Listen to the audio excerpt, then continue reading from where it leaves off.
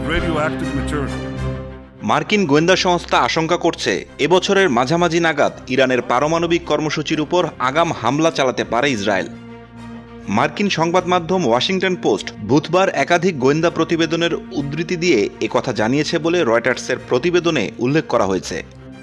তবে রয়টার্স তাৎক্ষণিকভাবে এই তথ্যের সত্যতা নিশ্চিত করতে পারেনি। হোয়াইট হাউসও মন্তব্য করতে অস্বীকৃতি জানিয়েছে।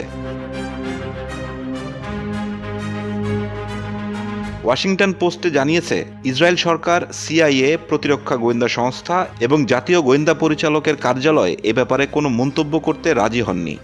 অবশ্য হোয়াইট হাউসের জাতীয় নিরাপত্তা পরিষদের মুখপাত্র ব্রায়ান হিউজেস ওয়াশিংটন পোস্টকে বলেছেন, প্রেসিডেন্ট ডোনাল্ড ট্রাম্প ইরানকে পারমাণবিক অস্ত্র তৈরি করতে দেবেন না।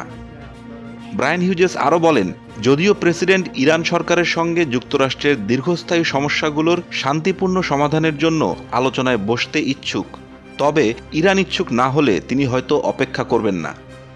ওয়াশিংটন পোস্ট আরও জানিয়েছে, জানুয়ারির শুরুর দিকে ব্যাপকভাবে গোয়েন্দা প্রতিবেদন প্রকাশিত হয়েছিল এবং এটি জয়েন্ট চিফ অব স্টাফ ও গোয়েন্দা অধিদপ্তর তৈরি করেছিল।